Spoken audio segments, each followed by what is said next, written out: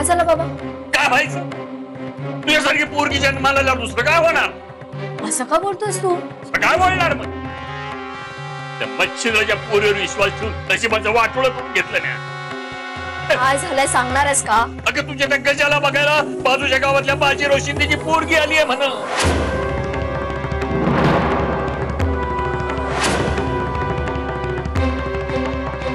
काय?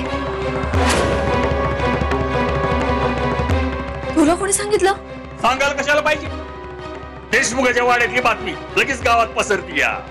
शेरारवाड्यात उतरलीत म्हणा पाहुणे मंडळी.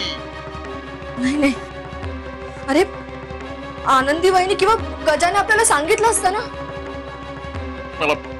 मला एक सांग पुरी, तू ज्यांच्या सुरीखाली तुझी मान दिलीस ती माणसं विश्वासातली आहेत ना?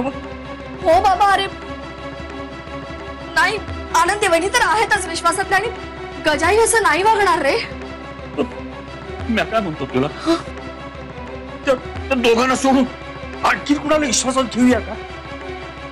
कारण ह्यो तात्या त्यांचं ऐकेल असं मला वाटत नाही.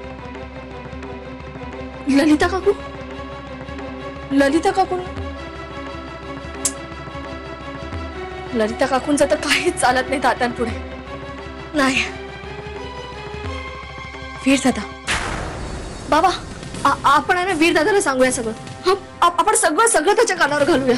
पण वीर तर पुण्याला गेलाय ना? आपण फोन करू ना त्याला, फोनवर मी त्याला सगळं सांगते. हा, नको नको, फोनवर त्याला सगळं सांगू नकोस. त्याला फक्त विचार की गावात परत कधी येणार आहे. या अशा गोष्टी फोनवर न बोलता प्रत्यक्ष बोललेल्या बऱ्या असतात. लाव लाव त्याला फोन लाव. नाही नको,